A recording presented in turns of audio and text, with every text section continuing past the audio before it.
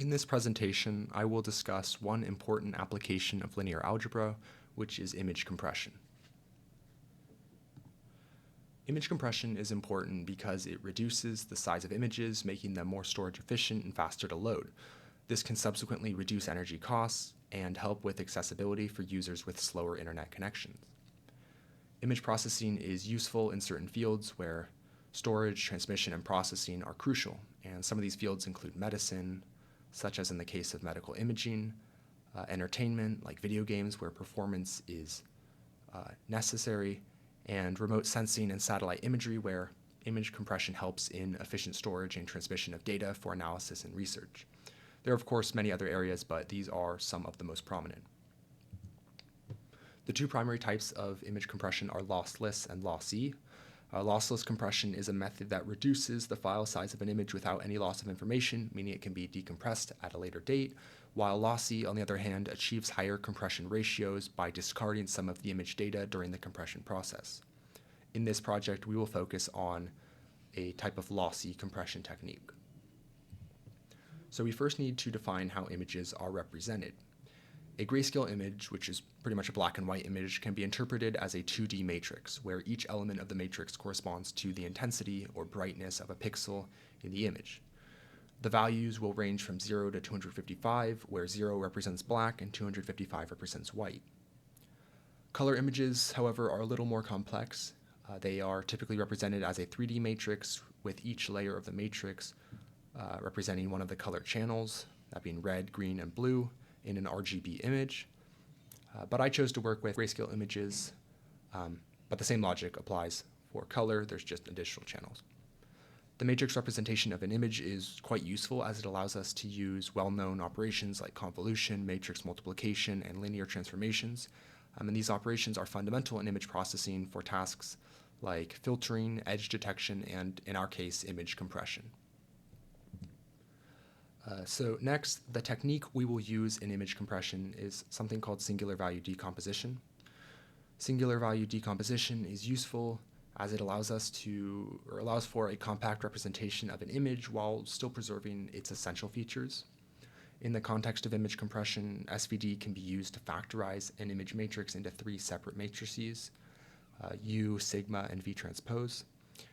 The singular values in sigma represent the importance of different components in the image, and by retaining only the most significant singular values and corresponding columns of U and V matrices, we can reconstruct an approximation of the original image. The reduction in the number of singular values effectively compresses the image data. This method is especially effective for images with a large amount of redundancy or where certain patterns dominate, as the most important information is captured by the retained singular values. However, it's worth noting that the degree of compression and the quality of the reconstructed image depends on the chosen number of retained singular values, which illustrates a sort of trade-off between compression ratio and image fidelity. This all might seem a bit confusing. It was for me at least, so I highly recommend you read over the handout that goes along with this presentation, as it will cover singular value decomposition in greater detail and has a good example to help you gain some intuition. So now, with all the prerequisite knowledge, let's try to compress an actual image. For the following steps, I used Google Colab, which we are all familiar with from our computational exercises. So just to provide a brief overview, we will first generate a random 7x7 image, but of course the same logic would apply for any size image. Then we will apply singular value decomposition to it, which will allow us to see all the rank 1 images corresponding to each singular value. And finally, we will construct the best rank R image by adding each rank 1 image until we reach a good balance between visual fidelity and storage space. So first, we generate our random 7x7 matrix with entries 0 or 1 to represent our image. And then we can plot this as an image shown below. And as I'm sure we all remember, the rank of a matrix is defined as the number of linearly independent rows or columns in the matrix. And so in this case, the rank of our image matrix is 6. So then we can decompose this image using SVD.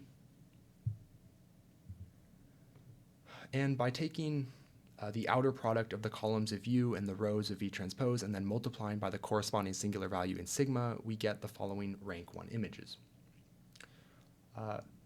Remember that the data in the matrices U, sigma, and V are sorted by how much they contribute to the matrix product. So in a sense, we can think of the first rank 1 image as sort of the most dominant or most significant, and the rest follow in descending order. We will now add these rank 1 images to construct an approximation, and by doing so, we increase the rank of the matrix and thus the information stored, meaning we'll have to stop at some rank R that is less than the rank of the original matrix.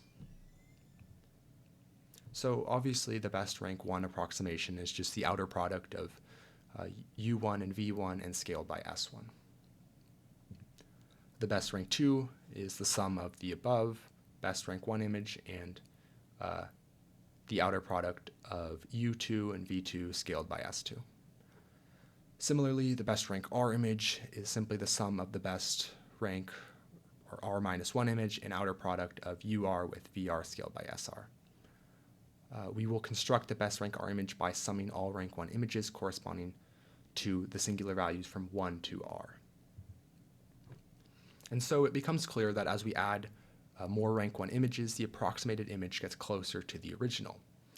However, it wouldn't really make sense to go to the same rank as the original image, as nothing would have changed. So instead, we must stop earlier at a rank that balances quality and storage.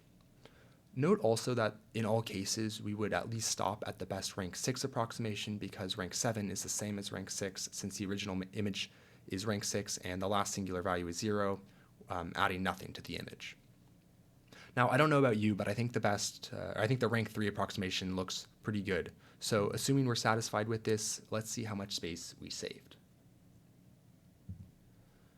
So it's about 8%, and although this might seem kind of negligible, it's actually quite remarkable for a tiny 7x7 image. In the case of an actual image that's bigger than 7x7, where there's perhaps more redundant information, we could potentially save a lot of space while still retaining a pretty good image quality. I also plotted the singular values, which can be helpful in determining the fraction of the energy captured by the first R modes. However, this is only really useful when compressing larger images where there's a lot more singular values, but I think it's interesting to see nonetheless. Okay, that is all for my presentation on image compression. I hope this provided some new insight into how linear algebra can be applied to a real-world application. Thank you.